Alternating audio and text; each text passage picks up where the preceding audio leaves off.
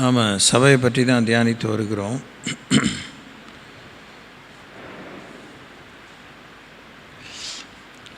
ஒன்றும் நான் உங்களுக்கு புதுசாக ஒன்றும் தெரியாததெல்லாம் சொல்லலை.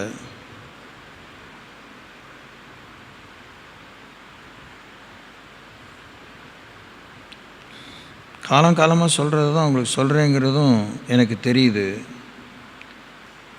வேறு எதுவும் என்னால் சொல்ல முடியலங்கிறத தான் நான் பார்க்குறேன்.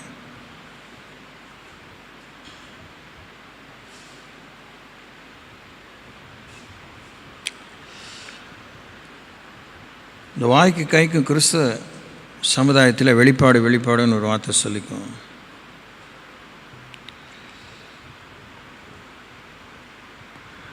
சபையை பற்றிய மரியாதையை இன்றைக்கி கற்றுக்கிறதுக்கு முன்னாடி சபையை பற்றி குறைஞ்சபட்சம் 2-3 இல்லை ஒரு 5 முறையாவது ஆண்டவர் வீட்டுக்கு ஒப்பிட்டிருக்கிறார். Church is the house of God அப்படிங்கிறத தேவன் ஆனந்தமாக ஒப்பிட்டிருக்கிறார், அவசியமாக ஒப்பிட்டிருக்கிறார். அறிவுபூர்வமாக, அதிகாரப்பூர்வமாக, கட்டுக்கோப்பையுடன், கோட்பாடுகளுடன் இசைவாய் இணைக்கப்பட்ட ஒரு அந்த இசைவு அதெல்லாம் நினைத்து ரசனையோடு தேவன் சொல்லியிருக்கிறார். எவ்வளோ குறிப்புகளை இந்த வேதவசனத்திலேருந்து பளிச்சுன்னு ஒன்றும் அடித்து தள்ளிட்டு போயிட்டே இருக்கலாம்னு நான் அடிக்கடி சொல்லுவேன். அது உண்மை தான். அது என்னை பொறுத்த மட்டும் உண்மை. நான் நியாயப்படுத்திக்க இஷ்டப்படல. ஆனால் இந்த எல்லா உண்மையும் புரிஞ்சிக்கிறதுக்கு, துகள் அளவாவது இல்லை பெரிய அளவாவது புரிஞ்சிக்கிறதுக்கு மரியாதை தான் வேணும் நமக்கு. மரியாதைங்கிறது தான் அந்த இடம் பொருள் ஏவல்னு தமிழில் ஒரு வார்த்தை இருக்குது தெரியுமா உங்களுக்கு? with reference to the context, ERC. அது ரொம்பவேங்கிறத விட எல்லாத்துக்குமே பொருந்தும். தேவன் வேதத்தை எழுத உபயோகித்த எபிரேயத்துக்கும் கிரேக்க மொழிக்கும் அரேமியத்துக்கும் ரொம்ப பொருந்தும். உண்மையாகவே கருத்து செறிவு மிக்க செம்மொழியான தமிழை நம்ம தாய்மொழியோடைய மதிப்பே தெரியல. அந்த மாதிரி மரியாதை கிட்ட ஜனங்க, நம்ம கேடுகிட்ட ஜனங்க. அது சொல்லுனால மட்டம் தட்டினேன்னு உங்களுக்கு சூடு சொரணம் வரும். அப்படிலாம் வேஸ்ட். அதெல்லாம் கசப்பான உண்மை. அப்போது தாய்மொழிங்கிறோம், அது தந்தை மொழி சொல்லிட்டாலும் ஒன்று தான். தாய் தகப்பனை மதிக்க தெரியல. அன்னை பிதான் முன்னேறி தேவன் ஆத்திச்சூடியில் வாசிக்கிறோம். அதாவது we are not giving proper importance. மரியாதைன்னா என்ன? we are not giving proper importance. we are not giving the total importance. முழுமையான மரியாதை, முழுமையான இடம், முழுமையான முக்கியத்துவம் கொடுக்கறதில்ல. a slipshod living, முனிப்பில் மேயிற ஒரு வாழ்க்கை. குடும்பத்தை மதிக்க நமக்கு தெரியல. குடும்பம் வேணும்னு அலைகிறோம். குடும்பம் ஏற்பட்டவுடனே திருமணம் ஆகாதபோது தாந்தோணித்தனமாக குறிப்பாக ஆண்கள் தான் ஜாஸ்தியாக இருக்கிறாங்கங்கிறது ஒரு வெளிப்படையான உண்மை தான். அவங்க தே ஹேவ் ஃப்ரீடம்ங்கிறது பெண்களுக்கு மனசில் இருக்குது. பெண்களுக்கு இருக்கிற ஃப்ரீடம் என்ன அளவுக்கு இருந்தது, அதில் மாத்திரம் அவங்க ரொம்ப ஒன்றும் அப்படியே ரொம்ப நியாயமாக தரமாக வாழ்ந்துட்டாங்கலாம் பெரிய பீத்திக்கிறதுலாம் இல்லை. இருக்கிறவங்க இருக்க தான் செய்கிறாங்க, இருந்தவங்க இருக்க தான் செய்தாங்க. ஆஸ் ஆன் டேட் பெண்கள் அதிகமாக சுதந்திரத்தை விரும்புகிறாங்க. ஓகே, பெண்களும் அதிகமான பழைய காலத்திலும் சரி இணைய காலத்திலும் சரி திருமணத்தை விரும்புகிறாங்க. For all kinds of reasons. ஆண்களும் விரும்பாமல் இல்லை. இன்றைக்கெல்லாம் எதையுமே இன்றைக்கி விரும்புகிற விஷயம் பொறுப்பில்லாத ஒரு விருப்பமாக இருக்குது, புத்தி இல்லாத விருப்பமாக இருக்குது.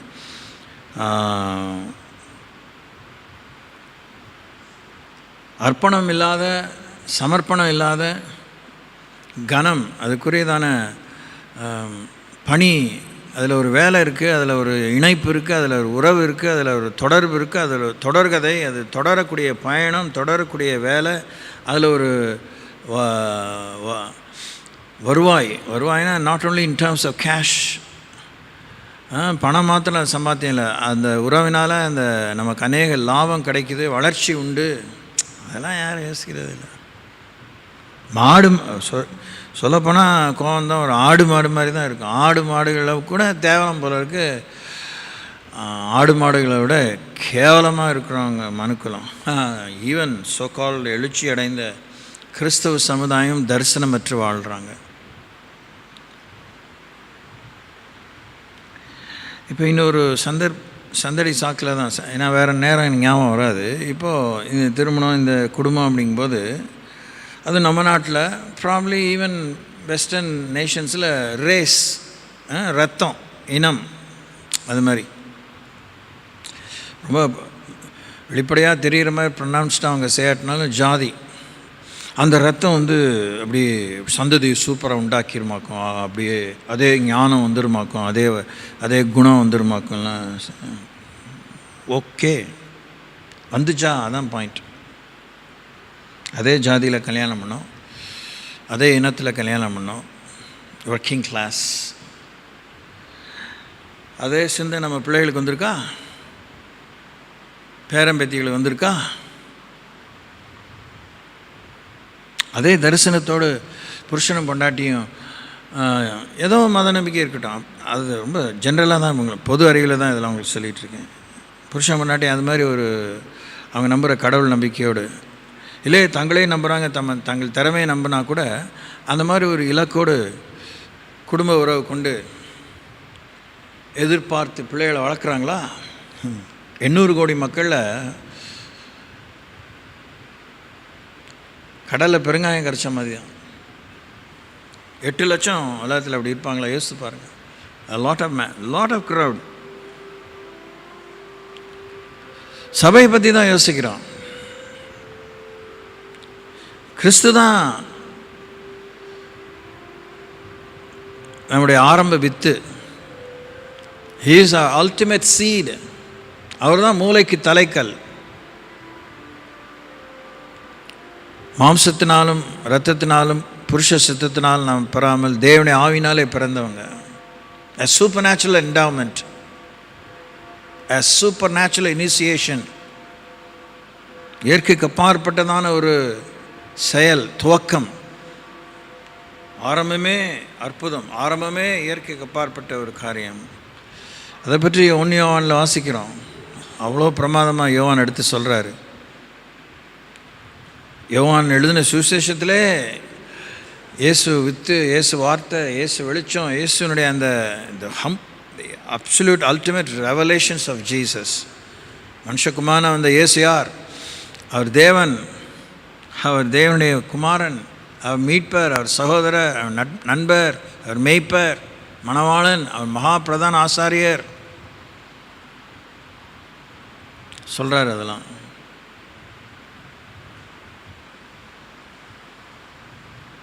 இதெல்லாம் ஓயாமல் வருஷம் கேட்குறோம், வாரம் கேட்குறோம், விசேஷத்து கூட்டத்தில் கேட்குறோம், ஒடுக்க கூட்டத்தில் கேட்குறோம். இப்போ கூட ஜப குறிப்பில் சொன்னோம், வெளிநாடுலலாம் வந்து வாரத்துக்கு ஒரு முறை கூட முடியாமல் அந்த அளவுக்கு மெக்கானிக்கல் லைஃப் ஆயிடுச்சு. எல்லாம் ஹைலி பீத்திக்கிறது தான், எல்லாம் டைம் பவுண்டு இஷ்யூஸ் தான். 1 மணி நேரம்னா 1 மணி நேரம் தான், எல்லாம் எஞ்சி போயிடுவாங்க அவங்க. அதெல்லாம் நீங்கள் முடிங்க, நீங்கள் 1 மணி நேரம் 10 மணி நேரமாக கூட நடத்துங்க. 1 மணி நேரம் இருப்பான், கரெக்டாக பார்ப்பான், போயிட்டே இருப்பான். இப்போ நம்ம நாட்டில் இது வரலையா? நம்ம சபையில் அது பார்க்குறது இல்லையா? பார்க்குறோம். அந்த துணியறத்தை நம்ம பார்க்குறோம். அந்த சுதந்திரம் துணியறன்னு நாங்கள் சொல்லுவோம், முட்டா பசங்க ஊழியக்காரங்க. நீங்கள் அதை உரிமைன்னு சொல்லுவீங்க, 1000 சொல்லுவீங்க. It is between you and God.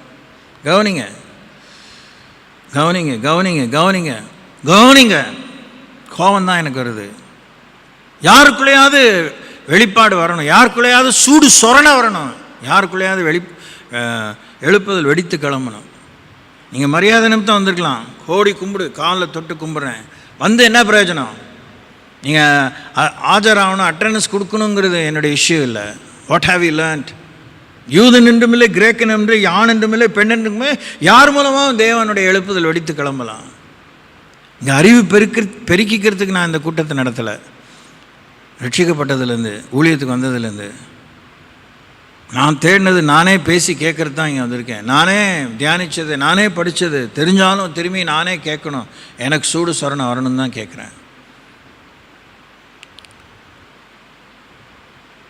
நீங்கள் இங்கே வேடிக்கை பார்க்க வரல. யார் என்ன செய்கிறா, கடவுள் சொல்கிறவங்க காதில் விழலைன்னா துர்பாக்கியமான ஜனம். கை கட்டினது வாய் கட்டாமல் போகக்கூடிய ஒரு ஜனமாக இருப்பீங்க. ஸ்தாபனத்துக்கு கணக்கு கொடுக்கறதுக்கெலாம் ஒன்றும் கடவுள் எங்கேயும் சொல்லலை. நேரடியாக இயேசுக்கு தான் கணக்கு கொடுக்க போகிறோம். சிபாரிசே இல்லை, சிபாரிசே இல்லை. ஸோ குடும்பத்தை மதிக்கிறீங்களா? திரும்பியும் ரட்சிக்கப்பட்டவங்களாக இருக்கிற நீங்கள் எத்தனை குடும்பம் முழுசாக ரட்சிக்கப்படல? இல்லை, யோசித்து பாருங்கள். நீங்கள் பாக்கியமாக ரட்சிக்கப்பட்றீங்க. உங்கள் குடும்பத்தில் மதிப்பு மரியாதை இருக்கா? கடவுளை மதிக்க கிளம்பிடாதீங்க. புருஷனை மதிக்கிறீங்களா? பொண்டாட்டி மனைவி நேசிக்கிறீங்களா? புருஷன் பெற்றோரை நேசிக்கிறீங்களா? பிள்ளைங்களை பெற்றோரை நேசிக்கிறீங்களா? பெற்றோர் பிள்ளைகளை நேசிக்கிறீங்களா?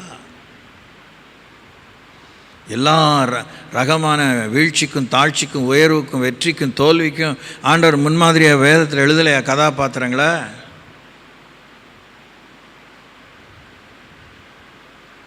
வாக்குத்தத்தங்களை கொடுத்துருக்காரு. வலிக்கு விழுந்துடாத, வலிவி போயிடாத, அழிஞ்சு போயிடாத, ஒழிஞ்சு போயிடாத, தொலைஞ்சு போயிடாதன்னு கொடுத்துருக்காரு. அதை தேடி ஆண்டவர்கிட்ட போராடி நிற்கிறீங்களா? அவர் பார்த்துக்குவார். அவருக்கு தெரியும் ரொம்ப நல்லவர். உன் சர்டிஃபிகேட்டுக்கு அலையிறாரு கடவுள்.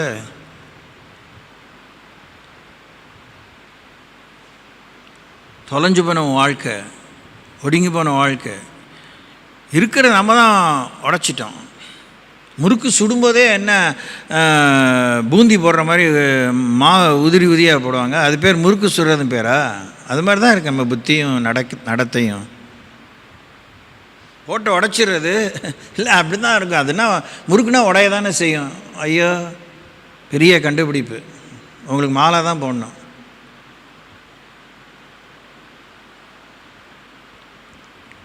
தேவனை வீடு, தேவனை வீடு, தேவனை வீடு, என் வீடு, என் வீடு ஜப வீடு, மாளிகை சொல்லலையா?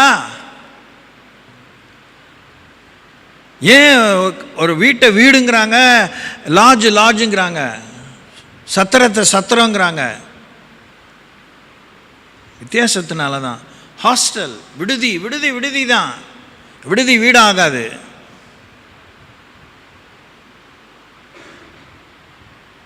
அதை நீங்கள் சரி பண்ணாமல் இங்கே வந்து ஸ்தோத்திரம் பண்ணிலாம் ஏமாற்றிட்டு காலம்புற ஓட்டிடாதீங்க.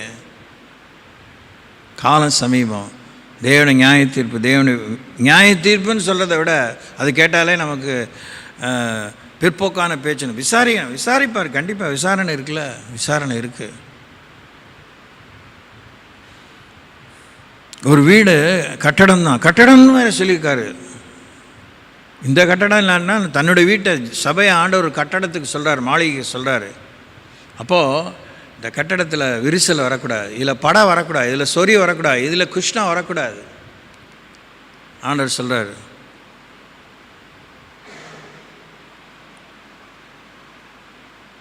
இதான் எனக்கு பகீர் இருக்குது. நம்ம ஆசைப்படுற எல்லா விரிவாக்கமும் மெயின்டைன் பண்ணுறது புத்தியில். ரட்சிப்பெல்லாம் ஒன்றும் மேட்ரே இல்லை கடவுளுக்கு. நமக்கு அவர் கொடுக்கக்கூடிய ஆசீர்வாதங்களெல்லாம் கொஞ்சம் கூட யோசிக்காமல் கையில் கொடுத்துடுவார். அதெல்லாம் மேட்ரே இல்லை. அதை மெயின்டைன் பண்ண நமக்கு தெரியாமல் அதனாலே நம்ம நியாய விசாரணைக்கு உள்ளாகி நாம் அழிஞ்சு போயிடக்கூடாது, அழுகையும் பக்கடிப்பும் உள்ள புறமான இருளுக்கு தள்ளப்பட்டு விடக்கூடாதுங்கிறதான் அவர் தாமதிக்கிறாரு, யோசிக்கிறாரு. உங்கள் கையில் கொடுக்குற காசு, உங்கள் கையில் கொடுக்குற உரிமை எவ்வளோ துஷ்பிரயம் ஆகுது, எவ்வளோ விரயமாகுது, எவ்வளோ வேஸ்ட் ஆகுது. பயமே இல்லையே. அந்த பயம்னா என்ன? உங்களுக்கு அதனுடைய மதிப்பே தெரியலையே. மதிப்பு இல்லாமல் வாழ்கிறோம், மதிப்பு தெரியாமல் வாழ்கிறோம். எல்லாம் இலவசனால ரொம்ப துணிகரமாயிடுச்சு.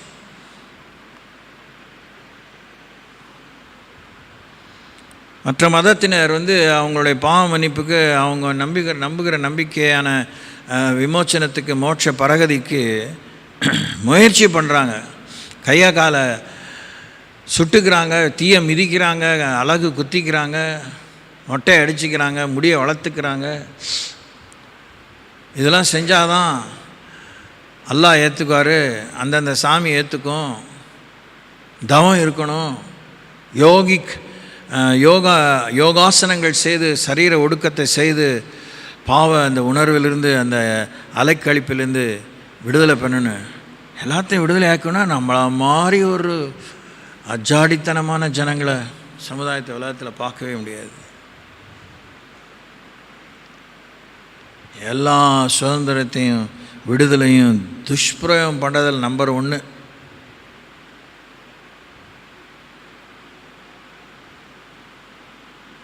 ஆனால் ஆண்டவர் இலவசமாக கொடுத்தாலும் தொடர்ந்து வளர்ச்சிக்கும் முன்னேற்றத்துக்கும் பெருக்கத்துக்கும் தேவன் விதிமுறைகளை விதித்திருக்கிறார், வழிமுறைகளை வகுத்து கொடுத்திருக்கிறார். ஸோ நீங்களே இன்றைக்கி சபையை பற்றிய வசனம், அது 7வது குறிப்பாக நம்ம பார்க்குறோம். 1 Corinthians 3:16 அதெல்லாம் நமக்கு தெரியும். எனக்கு தெரியுமா? உங்களுக்கு தெரியும் தான், அதை தான் சொல்கிறேன். உங்களுக்கு தெரியாதுன்னு ஒன்றும் சொல்லலைன்னா ஆரம்பத்திலே சொன்னேன். என்ன வாசிக்கிறோம்? நீங்கள் தேவனுடைய ஆலயமாக இருக்கிறீர்கள் என்றும் தேவனுடைய ஆவி உங்களில் வாசமாக இருக்கிறார் என்றும் அறியாது இருக்கிறீர்களா?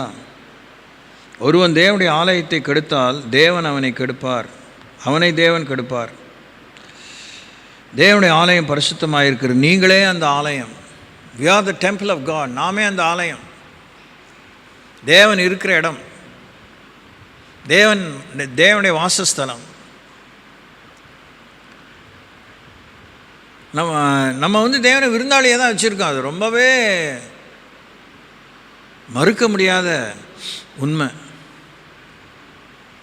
எங்கள் அப்பா என் குதிரைக்குள்ளே இல்லைன்னு சொல்கிற மாதிரி நம்ம தேவனை விருந்தாளியை தான் வச்சுருக்கோம். சகோதரனா நேசிக்கிறதில்ல, நண்பனா நேசிக்கிறதில்ல, யோசிக்கிறதில்ல. முதல்ல யோசிக்கணும், அதுக்கப்புறம் தான் நேசமே. யோசனையே இல்லாது. கடவுள் நமக்கு வச்ச ஆள் எடுபடி ஏகாம்பரம். வானா வரணும் அவர், போங்க எனக்கு நேரம் இல்லை அப்புறம் வாங்க அப்படின்னா போகணும் அவர். It's a kind of servant, less than a servant sometimes.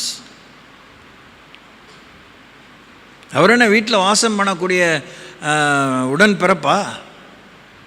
ஒரு தாயின் கற்பத்திலிருந்து தோன்றினவரா? தேவனுடைய வீட்டில் ஒரு மேலானவன்? அதெல்லாம் சும்மா தத்துவ வாக்கியம், ஊருக்கு பிரசங்கம், அடுத்தவளுக்கு சொல்லக்கூடிய புத்தி. நமக்கு யார் அவர்? யோசிங்க, உட்காந்துட்டு யோசிங்க. மண்டைக்குள்ளே அந்த ஸ்க்ரூ போகட்டும், ஆவியானவருக்கு இடம் கொடுங்க. நீங்களே அந்த ஆலயம், நானே அந்த ஆலயம். வாடகை வீட்டில் இருக்கிற வரைக்கும் வீட்டுக்காரனுக்கு தொல்லை கொடுத்துட்டே இருப்பீங்க. சொந்த வீடு வாங்கினோன்னே வீட்டை எப்படி வச்சுருக்கீங்க? அது எல்லாருக்குமே கேள்வி தான்.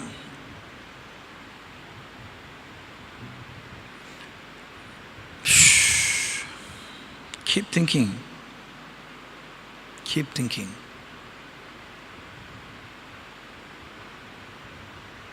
நமக்கு ஆண்டவர் தரமான வீட்டை கட்டுறாரு, மனுஷனுடைய கையில் இல்லாத வீட்டை கட்டுறாருன்னு நாம் ஆராய்ச்சி இந்த சாமி தான் சொல்லியிருக்காரு. வேறு எந்த சாமியும் இந்த உலகத்தில் 33 கோடி தேவர்கள் யாருக்கும் வாசஸ்தலம் கட்டுறேன்னு சொல்லவே இல்லை. நான் கூட்டிகிட்டு போவேன் அப்படின்னு வேற சொல்லியிருக்காரு.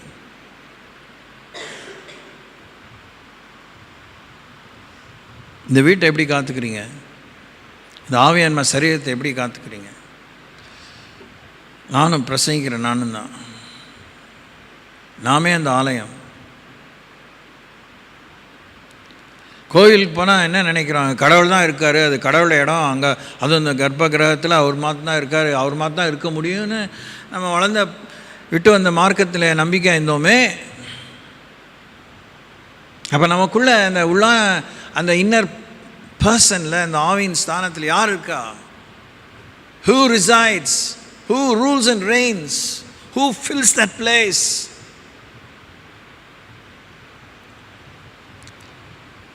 பொது அறிவில் புருஷனுக்கு மனைவிக்கும் இடையில யாராவது வருவது நியாயமாக? விடுவோமா? வந்துட்டா வாங்க வாங்க வாங்க ரொம்ப ரொம்ப வேண்டிய வச்சுக்குவோமா, என்னத்துக்கு வந்தீங்க, என்ன விஷயம், ரொம்ப மரியாதையானலாம் இருந்தால் அந்த அளவுக்கு நல்லா விசாரிச்சுட்டு அவங்க உபசரிச்சுட்டு ஓகே அப்படி தான் அனுப்பிடுவோம்.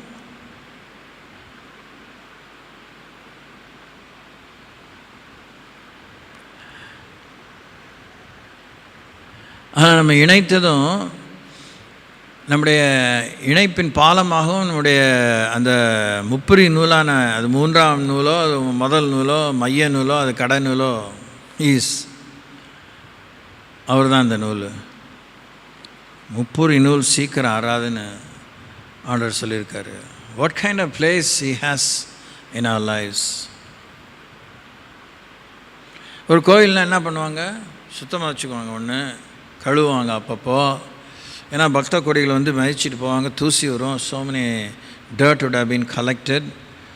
அதில் தீபார்த்தனை இருக்கும், அங்கே ஒரு விளக்கு இருக்கும், அந்த விளக்கில் எண்ணெய் ஊற்றணும், அதை எரிஞ்சிட்டே இருக்கணும். That's a sign that the deity that I worship is there. நான் கும்பிடுற சாமி அங்கே எப்பயுமே இருக்குது. அது கல் சாமியோ மண்ணு சாமியோ, நம்ம சாமி அப்படி இல்லையே, உருவமற்றவர் இருக்கிறார். என்ன இருக்கிறார், தீபம் எரியுதா, நம்முடைய வீட்டின் மேலே அவருடைய தீபம் எரியுதா, நம்ம தலை மேலே அவருடைய தீபம் எரியுதா. Do we carry a fire? Do we carry a fire? நெருப்பு தீபம் இருக்கா நமக்குள்ளே, விளக்கு இருக்கா? Do we carry light? முன்னே நாம் அந்தகாரமாக இருந்தோம், இப்போது தேவனுக்குள்ளே வெளிச்சமாக இருக்கிறோம். கர்த்தரை வீடு மின் விளக்குலால் போடுறோம். பெரிய பெரிய ஆலயம்லாம் பார்த்தா டேஸ்லிங்காக இருக்குது, wonderful. But is Jesus there? Is the holy spirit there? கால்களுக்கு தீபம் பாதைக்கு வெளிச்சமான வசனம் அங்கே இருக்கா? உதட்டில் இருக்குது, வாழ்க்கையில் இருக்கா, நடையில் இருக்கா, இதயத்தில் இருக்கா, பேச்சில் இருக்கா? ப்ரெஃபரன்ஸ், பேச்சில் வசனம் இருக்குது மனப்பாடம் பண்ணி. Do we prefer? அதை முன்னிறுத்துக்கிறோமா, வசனத்தை முன்னிறுத்துக்கிறோமா, வசனத்தை முன்மொழிகிறோமா, வசனத்தை வழிமொழிகிறோமா, வழி செல்கிறோமா? ஆலயம், ஆலயத்தில் என்ன நடக்கணும்? ஆலயம்னா அங்கே தீர்வை காணணும், அங்கே பிரச்சனை தீரணும், அங்கே நன்மை உண்டாகணும், புரிதல் ஏற்படணும். All kinds of provisions are there. அதெல்லாம் ஒரு பக்கம் இருந்தாலும் உறவு ஏற்படணும், உறவு பலப்படணும், கடவுளோட உறவு பலப்படணும். நாம் ஆராதிக்கிற, நாம் எதை சாமின்னு கூப்பிட்றோம், நம்மளோட ஒரு ஹையர் பவர்னு நினைக்கிறோமோ அதோடு நம்ம ரிலேட் பண்ணணும், அதோடு நம்ம ஐக்கியமாகணும். அதனால் நமக்கு என்ன கிடைக்கும்? What's end result? we become powerful, we become powerful daily. Daily ஒரு மல்டிவிட்டமின் சாப்பிட்டது மாதிரி, லிவர் சாப்பிட்ட மாதிரி ரத்தம் ஊறணும், ஆட்டுக்குட்டியான ரத்தம் ஊறணும். த ஹோலி பிளட் ஷுட் செக்ரீட். உடனே சொன்னதை விட்டு சிறையை பிடிச்சிடக்கூடாது. இது ஒரு அனாலஜி தான், ஒப்புமைக்கு தான். தேவனுடைய சுவாபம் வளரணும், பொறுமை வளரணும். போதித்தாலும் அதான், போதிக்காட்டினாலும் அதான். ஏன்னா வார்த்தையாக நமக்குள்ளே வாழ்கிறார், நம்ம வளரணும். ஆனானப்பட்ட அவதாரமாக பிறந்த கடவுளே குழந்தையாக தானே பிறந்தார், வளர்ந்தாரா? அது ஒரு கூட்டத்தார் குழந்தை இயேசுன்னு அது சொல்லி என்ன சீன்லாம் விட்டாலும், குழந்தை இயேசு எப்பயுமே குழந்தை இயேசுவா இல்லையே. அவங்க பாருங்கள், அவங்க அறியாமையை பாருங்கள். இயேசு வளர்ந்தார், ஆவியிலும் சரீரத்திலும் வளர்த்தி அடைந்தார், தேவ தயவிலும் மனுஷ தயவிலும் கிருபையிலும் வளர்ந்தார். பிதாவுக்கு அடுத்த சித்தத்தை பற்றி புரிந்து அதற்காக தன்னை ஆயத்தப்படுத்தி கொண்டு பகிரங்க ஊழியத்துக்கு வந்தார். வேதத்தில் அப்படி எழுதப்படலை. அதனால் இயேசு கிறிஸ்து வளர்ந்த விதம் மரியாதை குறைவாக வளரல. ஏதாவது விதத்தில் ஓகே, நான் அந்த 12 வயசுலேயே சொல்லிட்டேன், நான் எங்கள் அப்பாவுடைய வீட்டில் எங்கள் அப்பாவுடைய காரியத்தை, எங்கள் அப்பா விரும்புகிற காரியத்தில் இருக்கணும்னு உங்களுக்கு தெரியாதா அப்படிங்கிறது அப்போயே பலமான ஒரு கோடு காமிச்சிட்டாரு. அதனால் 30 வயசில் ஆண்டவர் வந்து நான் வீட்டை விட்டு போகிறேன் அப்படின்னு சொல்லிட்டு வரணுங்கிற அவசியம் இல்லை. ஆனால் சொன்னிருப்பார், சொல்லியிருக்க மாட்டார். நான் பொறுப்பாக தான் வந்தார். ஸ்தோத்திரம், ஸ்தோத்திரம்.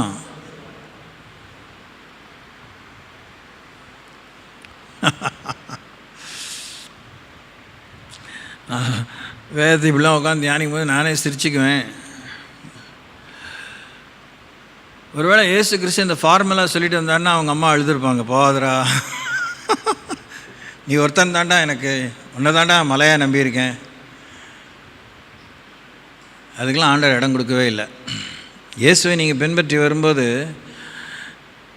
தேவையில்லாத ஒப்பாரிலாம் வரவே கூடாது. ஸ்தோத்திரம் ஸ்தோத்திரம். அவருக்கும் பிதாவுக்கும் அப்படி நெருக்கமான உறவாக தான் இருந்துச்சு. ஆனால் மலையை விட்டு இறங்கி வந்தாரா இல்லையா, ஜனங்களுக்குள்ளே போனாரா இல்லையா, மலையில் உட்காந்து அப்போ மகிமையாக தான் இருக்குது. உங்களோட பேசிகிட்டே இருந்தால் அப்படி தான் இருக்குது, இப்படி தான் இருக்குது, அங்கேயே உட்காந்துருக்கலையே. ஸ்தோத்திரம். சாப்பாடு தண்ணி தூக்கம் எல்லாமே மறந்துடுச்சு. ஆஹா ஓன் ஆனந்த துதி ஒலி கேட்கும், பரமானந்தமே அப்படின்னு சொல்லிகிட்டே இருக்கல. கீழே இறங்கின வந்தவனையே பார்த்தாரு, அங்கே வலி பிடிச்ச ஒருத்தன் ஒரே பிரச்சனை பண்ணிகிட்டு இருக்கான். அந்த சீஷர்களால் மல்லு கட்டிகிட்டு இருக்கானுங்க. ஒருத்தனை அதை துரத்தவே முடியல. அவர் இறங்கி வந்தாலும் அவருக்கு வேலை, அவர் மேலே ஏறினாலும் வேலை. ஸ்தோத்திரம். தேவனுடைய ஆலயம். இந்த இடத்துக்குள்ளே நீங்கள் வந்துட்டு ஒவ்வொரு முறையும் ஒரு அதான் துகள், டஸ்ட் பார்ட்டிக்கிள், சொல்லையா பார்ட்டிக்கிள், ஸ்பெக், தூசி அளவாத உங்கள் வாழ்க்கையில் மாற்றம் இருக்கா? இருக்கணும்.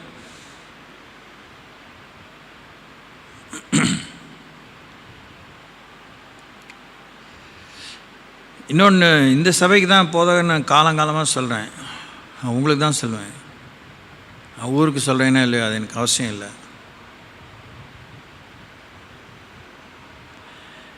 இன்னைய வரைக்கும் இந்த வார்த்தையை கேட்குற வரைக்கும் கர்த்தரை தான் நான் அடி வாங்க விடுறோம். ஆமாவா? போங்க போங்க, நீங்கள் போய் முதல்ல மொத்து புதுசம் வாங்கிக்கோங்க. அதெல்லாம் என்னால் செய்ய முடியாது.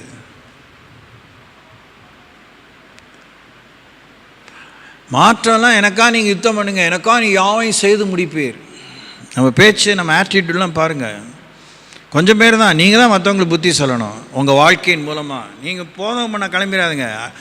அடி வாங்கிடுவீங்க, யார்கிட்டையாவது கடி வாங்கிடுவீங்க, அப்புறம் சீனை விட்டுட்டு இருப்பீங்க. உங்கள் வாழ்க்கை மூலமாக காமிங்க. கடவுளை வேலை வாங்கிட்டு இருக்கோம். ஆமாவா? யார் செய்வா, யார்கிட்ட போவோம், என்ன பேச்சு அது, என்ன நோக்கம் அது, என்ன திட்டம் அது? நம்மளால் முடிஞ்சது என்ன முயற்சி பண்ணால் நம்ம முடியாததுக்கு அவர்கிட்ட போயிருக்கோம்னு என்ன சொல்ல முடியும்? நியாயமாக, யோக்கியமாக, மனசாட்சியோடு கொஞ்சம் யோசித்து பாருங்கள். சின்ன விஷயமே பெரிய விஷயமோ, என்ன அளவுக்கு நீங்கள் முதல்ல முயற்சிச்சிங்க, என்ன அளவுக்கு உங்களை முதல்ல உயிர் துணர்ந்தீங்க. வேர் திங்ஸ் ஆர் கோயிங் ராங்.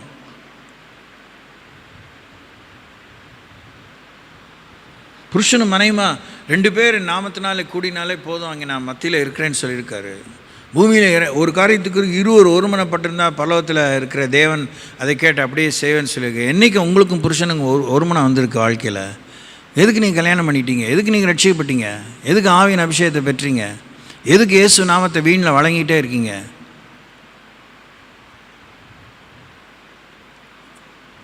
கல்யாணம் ஆகாத பிள்ளைங்க எதுக்கு கல்யாணத்தை விரும்புகிறீங்க?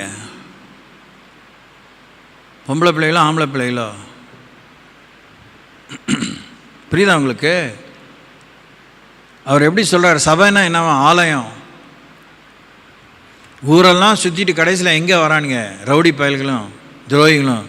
ஏதோ ஒரு சாமி என் பிறந்த போது அப்படி சொல்லிக்குவாங்க, இந்தா எல்லா தப்பும் பண்ணிட்டேன், மாட்டிக்காமல் ஏதோ பண்ணிவிடு அப்படின்னு. அது ஒரு மெக்கானிக்கில் ஒரு இது பண்ணிவிட்டு, ஒரு தேங்காயை உடைச்சி விட்டு, ஒரு என்னது சூடத்தை கொளுத்திட்டு என்னத்தையோ பண்ணிட்டு போவான். People come to God, to the higher power. இப்போல்லாம் நம்ம சபையெல்லாம் எப்படி நல்லா இருக்குது? அப்படி தான் இருக்குது.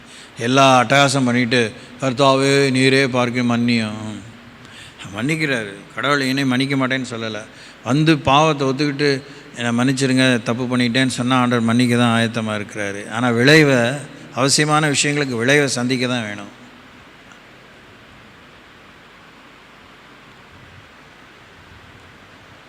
தேவனுடைய ஆலயம். We are His temple.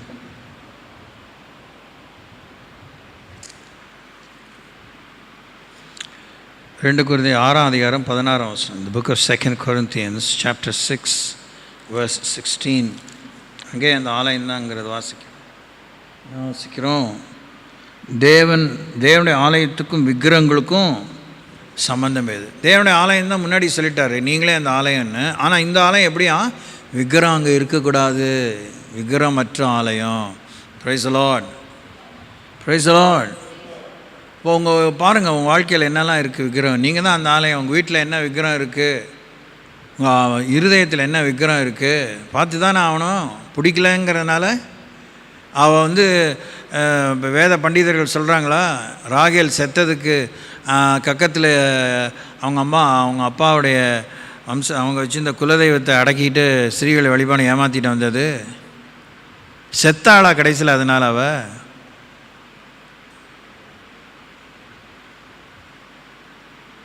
What a painful truth. இது பெண்களுமே செய்யக்கூடிய ஒரு காரியங்கிறதை நீங்கள் கவனிக்கணும். ஆண்களும் கடத்த முடியும், வாய்ப்பு இருக்குது.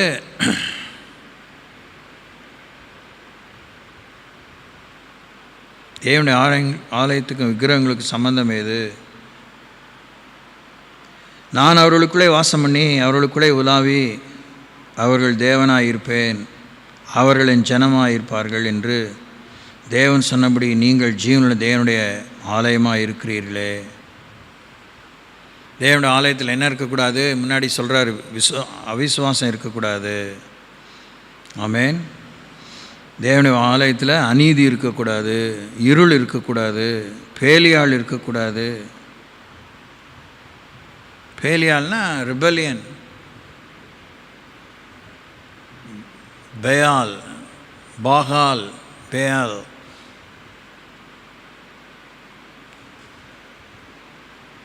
கடவுளுக்கு விரோதமாக எழும்புறது, அந்த விரோதமான கருத்து, விரோதமான போக்கு, விரோதமான பார்வை, விரோதமான பேச்சு, விரோதமான நோக்கம். கிடக்கிறான். பாகால் தான் நமக்குள்ளே இருக்குது, பரிசுத்தாவினரே இல்லை.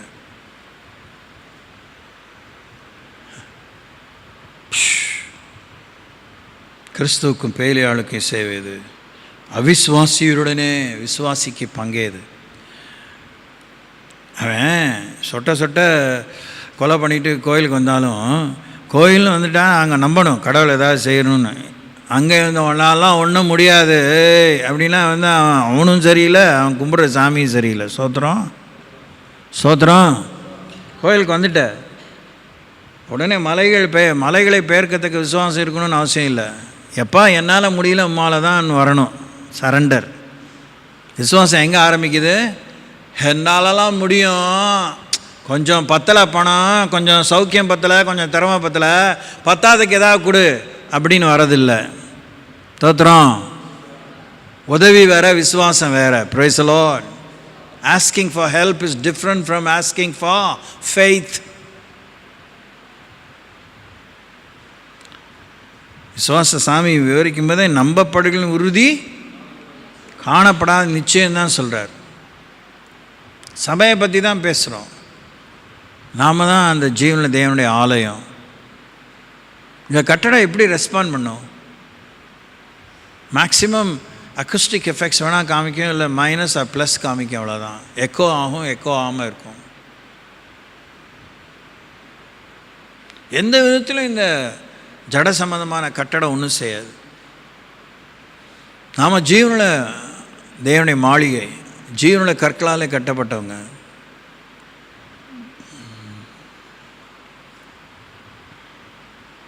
அப்புறம் எதுக்கு இந்த வேதத்தையும் பின்பற்றி நம்ம வரணும்? அந்தந்த மார்க்கத்திலே இருந்துக்கலாமே, அந்தந்த பாரம்பரியத்திலே இருந்துக்கலாமே. ஏன் அந்த கோடாக்கோடிகள் இருக்குல்லையா? நம்மளோட அவங்க எவ்வளோ போராட்டத்தில் இருந்தால் வாழலையா, முன்னேறலையா? நம்மளோட ரொம்ப நம்பிக்கையாக முன்னேறி போயிட்டே இருக்காங்களே.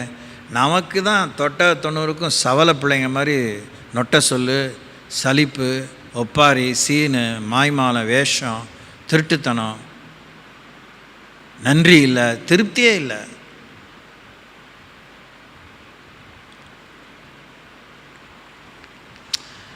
விடியும் இல்லைனாலும் விடியும் அப்படி நம்பிக்கையோடு போகிறாங்களே. நீங்கள் கொட்டி தான் பிள்ளைகளை வளர்க்குறீங்க, ஊட்டி தான் வளர்க்குறீங்க. வழக்கத்துக்கு மாற சக்திக்கு மாற கடன் வாங்கி தான் படிக்க வைக்கிறீங்க. எங்கே போகுது? எங்கே லக்கு போகுது? என்ன உத்தரவாதத்தோடு வாழ்கிறீங்க? கவனிங்க, நான் சொல்கிறதெல்லாம் சொன்னது தான், அதெல்லாம் வாபஸ் வாங்குற மாதிரிலாம் இல்லை.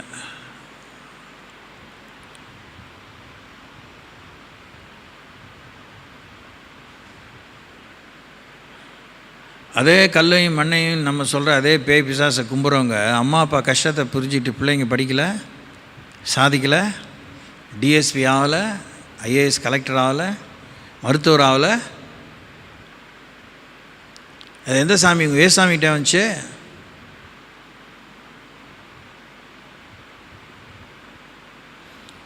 அவங்களுக்கு அந்த பேய் செய்து நாளைக்கு ஒரு கண்ணி இருக்கும். ஐயோ, உங்கள் வெளிப்பாடு, உங்கள் புரிதல் பண்ணிட்டு போகுது. உன்னை கொலை பண்ணாமல் உன் சாபத்தையும் மரணத்தையும் உன் வியாதியும் அவமானத்தையும் நிந்தையும் கேவலத்தையும் தான் மேலே சுமந்து உனக்காக பரிந்து பேசுகிற அவருக்கு நீ ஏன் நன்றியாக வாழலை? ஏன் மரியாதையாக வாழலை? அவன் சாமி என்னவோ பண்ணிட்டு போகுது. இன்றைக்கி நல்லா வாழ வச்சு நாளை கொண்டுட்டு போகுது. தான் ஜீவனையே கொடுத்த ஆண்டவருக்கா நீங்களும் நான் எப்படி இருக்கோம்? யோசிங்க. சபை வந்த நீங்கள் சபை 2 பேருக்கு மேலே கூடி வந்திருக்கோம். யோசிங்க.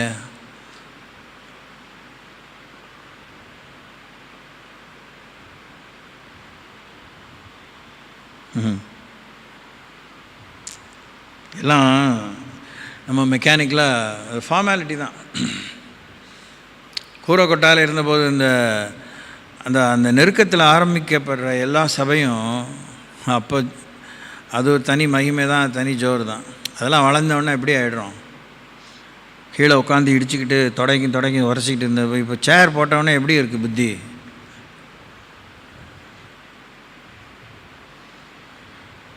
சபைக்கு ஒரு ஃபேன் கூட இல்லாமல் விசிறி வச்சுட்டு கசு புசுன்னு பண்ண காலத்தில் இந்த வாழ்க்கை எப்படி? இப்போது நமக்கு இன்னும் வசதி இருந்தால் ஏசி பண்ணுவோம். என்ன ஆகும்?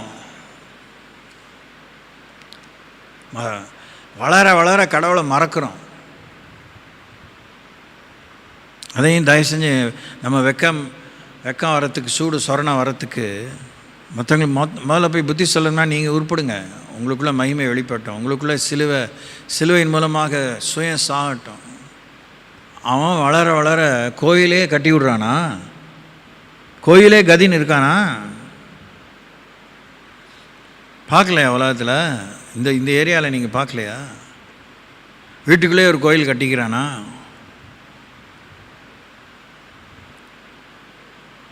சாமி அறைன்னு எல்லாம் வச்சுருக்காங்களே. உங்கள் வீட்டில் ஏதாவது ஜப அறைன்னு இருக்கா?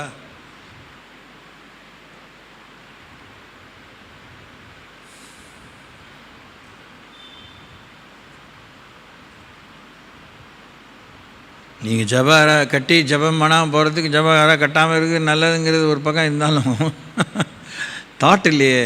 You don't prefer God to take the central place, a very important place in your house.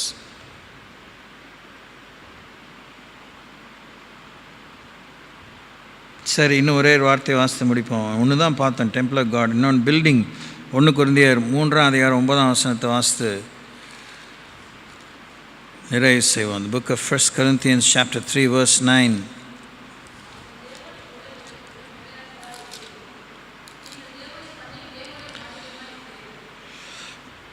நாங்கள் தேவனுக்கு உடன் வேலையாட்களாக இருக்கிறோம். நீங்கள் தேவனுடைய பண்ணையும் தேவனுடைய மாளிகையுமாக இருக்கிறீர்கள். 2 காரியம் அதில் பார்க்குறோம். நீங்கள் தேவனுடைய பண்ணை, நீங்கள் தேவனுடைய மாளிகை. Your God's building, your God's husbandry. பெரிய விஷயங்கள். விவசாயம் சொன்னேன், நீங்கள் தான் வெள்ளாண்மை, நீங்கள் தான் தோட்டம், நீங்கள் தான் ஜமீன். சமீபத்தில் இந்த டயனா அவங்க அம்மா இருந்தாங்க. அவங்களுடைய இந்த பூர்வீக இடத்துக்கு அந்த நெய்தலூர் காலனிக்கு போனோம். இது மாதிரி தான் இருக்குது எல்லா கிராமமும். வயலை சுற்றி, வீட்டை சுற்றி வயல் இருக்கும், ஏத்தாப்புலாம் இருக்கும். இருக்கிற வீட்டையும் சுற்றியும் ஒரு ஏக்கர் நிலம், 2-3 காணி நிலம் இருக்கும். அவங்க அதோடு தான் வாழ்கிறாங்க. அதுக்கு மத்தியில் தான் அவங்க வீடு. அது கூட்டு குடும்பமாக இருந்தால் அண்ணனுக்கு ஒரு வீடு, தம்பிக்கு ஒரு வீடு, தங்கச்சிக்கு ஒரு அக்கா கூட, அப்படி ஒரு லைனாக அந்த வீடு இருக்கும். அந்த கொல்லை பக்கத்தை திறந்தால் அவங்க வயல், அவங்க தோட்டம், அதான் முன்பக்கம் பார்த்தா அது அப்படி இருக்கும். அவன் வீட்டுக்குள்ளே போகிறதுக்கே ஒரு சின்ன ஒரு 500-300 அடி நீளம் ஒரு ரோடு போகும், மண் ரோடு ஏதோ ஒன்று. அப்படி தான் வீட்டுக்குள்ளே போக முடியும். நம்ம வீட்டில் திறந்தானே வீட்டுக்குள்ளே போகிற மாதிரி போக முடியாது. அப்புறம் பெரிய ஒரு முத்தம். Before you reach the hall you get to walk through a lot of distance. You're surrounded with all kind of fields, gardens. நீங்கள் தான் தேவனுடைய தோட்டம், தேவனுடைய பண்ணைங்கும்போது அதுக்குள்ளே எல்லாம் இருக்கும், எல்லாமே இருக்கும். பார்த்துக்கோங்க, வயல் இருக்கும், எல்லா விதமான தானியம் போட்டு விளைவிக்கக்கூடிய அப்படிப்பட்டதான் நஞ்சையாக இருக்கும். அதில் குதிர் இருக்கும், நேச்சுரலாக ஒரு குதிர் இருக்கும், கட்டின ஒரு குதிர் இருக்கும், அங்கே வைக்கப்போர் இருக்கும், அங்கே மாடு இருக்கும், ஆடு இருக்கும், கோழி இருக்கும், அவசியமான அடிப்படை மிருகங்கள் இருக்கும். வெள்ளைக்காரன் அந்த நாட்டுடைய காரின்னா அங்கே குதிரை இருக்கும், கழுதை இருக்கும். மிடில் ஈஸ்டில் இதெல்லாம் இருக்கும். நம்ம ஊரில் குதிரை கழுதை இருக்கிறதில்ல, சில ஊரில் கழுதை இருக்கும், எல்லாம் இருக்கும். நாய் இருக்கும், domestic animals will be there. அரேபிய நாடுனா ஒட்டகம் இருக்கும், ஒட்டகம் இல்லாத வீடு இருக்காது. You live with your own animals also. People, servants இருப்பாங்க. ஒத்தக்காட்டு ஒண்டியாக இருக்கிறா, ஆமாம், நானே ராஜா நானே மந்திரினே இருக்க முடியாது. அது பெரிய குடும்பம். டெய்லி ஒரு 30-20 பேருக்காக சமைக்க வேண்டியிருக்கும். Easily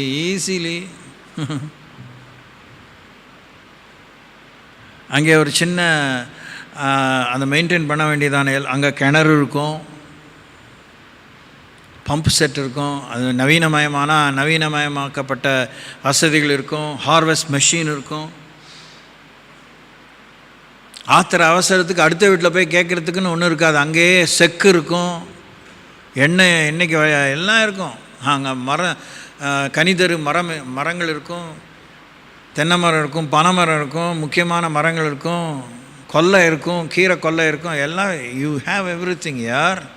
you are self sufficient.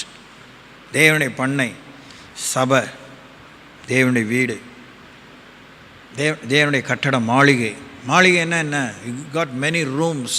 போய் பார்த்துருக்கீங்களா? பழைய காலத்து இந்த ஒத்த ரூமே இருக்காது. வாட்கா இஷ்டத்துக்கு 4-5 ரூம் இருக்கும். ஓடி பிடிச்சி விளையாடலாம். ஆமாவா, பேரம்பத்திக்கெலாம் லீவுக்கு போனால், தாத்தா வீட்டுக்கு போனால் ஓடி பிடிச்சி விளையாடலாம். எங்கே கிரவுண்டுக்கெலாம் போக வேணாம். இந்த ரூமு அங்கே ஒழிஞ்சிக்கலாம், மறைஞ்சிக்கலாம், கண்டுபிடிக்கிறதுக்கே நேரமாயிரும். பட்டா சாலைன்னு இருக்கும். அதில் ஒரு டைமில் நீ ஈஸியாக 40 பேர் 30 பேர் உட்காந்து சாப்பிட்லாம். அந்த மாதிரி இருக்கும். கீழே உட்காந்தானே விலை தானே போடுவாங்க. விசாலம் இருக்கும். இன்றைக்கெலாம் தீப்பெட்டி மாதிரி இத்தனோண்டு அறைகளை கட்டி இருக்கிறோம். எப்படி கட்டினாலும் அதுதான்.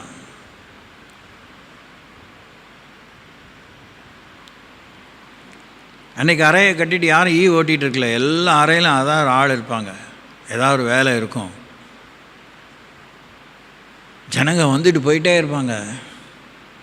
பண்ணை ஆட்கள் வருவாங்க. நீங்கள் தான் ஜமீன், நீங்கள் தான் குத்தகை எடுத்திருக்கீங்க. யோசிங்க, தேவனுடைய சபை, தேவனுடைய பண்ணை, தேவனுடைய மாளிகை. அவருக்குன்னு தனியாக ஒரு அறை, ஜமீன்தார் இருக்கிறதுக்குன்னு அறை. ஜமீன்தார் அம்மா எப்படி இருப்பாங்க? அவன் 2 பேரும். தாத்தா பாட்டி ரூமை பார்த்துருக்கீங்களா? மை காட், எங்கள் தாத்தா பாட்டி ரூமு ஆஹா ஓஹோன்னு இருக்கும். வெல் டிசைன்டு, சூப்பராக. மினிமம் மேசிவ் 2 காட் இருக்கும். இப்போ இந்த ராஜா ராணி காட்டுன்னு சொல்கிறாங்களா, அது மாதிரி பேரம்பேத்தில இதில் எஞ்சி தடப்படான்னு ஆடலாம், அதில் ஆடலாம். பிரமாதமான பாய் இருக்கும், பெரிய பெரிய அல்மேராஸ் பீரோஸ் இருக்கும், ஒரு டின்னர் வேகன் இருக்கும், திண்டு கண்டிப்பாக இருக்கும். மினிமம் 2-3 இருக்கும் சாஞ்சிட்டு இருக்கிறதுக்கு. உலகத்தில் இருக்க இந்த மனுஷங்களே அப்படி இருக்காங்க. கர்த்தர் அங்கே வந்து தங்கி நம்மோடு இளைப்பாறுகிறார். அவரோடு நாம் இளைப்பாற தேவன் காரியங்களை ஒதுக்குகிறார். பாருங்கள், ஒவ்வொரு நாளும் எவ்வளோ ஸ்ட்ரெஸ்ட் அவுட்டாக இருக்கிறோம். மன அழுத்தம். கோயிலா, பைபிள் ஸ்டடியா, ஐயோ, லேடிஸ் மீட்டிங்கா, ஐயோ, அல்லையாவே போயிடுச்சு. இப்போ ஐயோ, ஞாயிற்றுக்கிழமை வந்துருச்சா, போ. தெரு ஊழியமா, வீட்டு ஊழியம், ஆன்லைன் ப்ரேயரா, ஐயோ, எல்லாமே ஐயோ தான்.